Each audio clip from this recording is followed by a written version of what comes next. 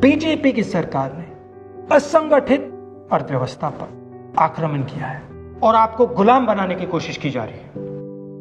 2008 में जबरदस्त आर्थिक तूफान आया, पूरी दुनिया में आया, अमेरिका में, जापान में, यूरोप में, चाइना में, सब जगह आया।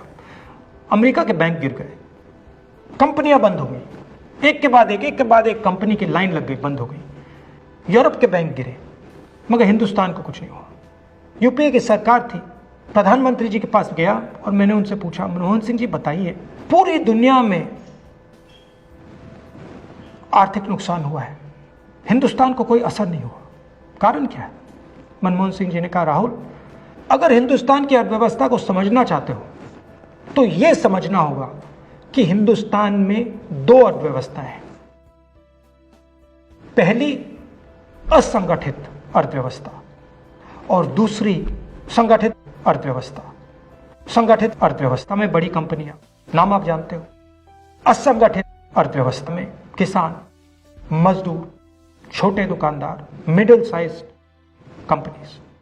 जिस दिन तक हिंदुस्तान का असंगठित सिस्टम मजबूत है, उस दिन तक हिंदुस्तान को कोई भी आर्थिक तूफान छू नहीं सकता। अब आज के दिन आते हैं।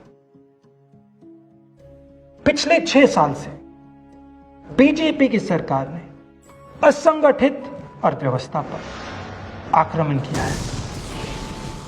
3 बड़े उदाहरण तो मैं आपको अभी दे देता हूं। नोटबंदी,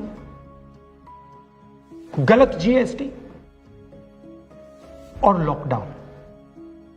आप यह मत सोचिए कि लॉकडाउन के पीछे सोच नहीं थी।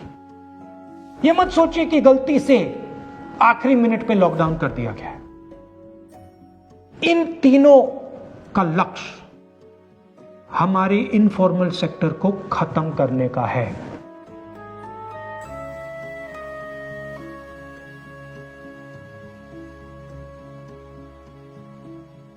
प्रधानमंत्री जी को अगर सरकार चलानी है, मीडिया की जरूरत है, मार्केटिंग की जरूरत है।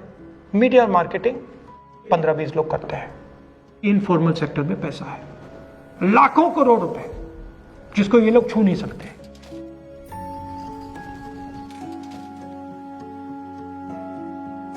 इसको ये लोग तोड़ना चाहते हैं, पैसा लेना चाहते हैं। इसका नतीजा आएगा। नतीजा यह होगा कि हिंदुस्तान रोजगार पैदा नहीं कर पाएगा। क्यों? क्योंकि इनफॉर्मल सेक्टर 90% से ज्यादा रोजगार देता है।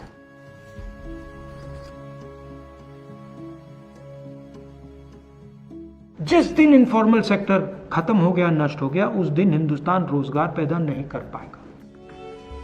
आप ही इस देश को चलाते हो, आप ही इस देश को आगे ले जाते हो, और आपके खिलाफ साजिश हो रही है। आपको ठगा जा रहा है और आपको गुलाम बनाने की कोशिश की जा रही है। हमें इस आक्रमण को पहचानना पड़ेगा और पूरे देश को मिलकर इसके खिलाफ लड़ना पड़ेगा।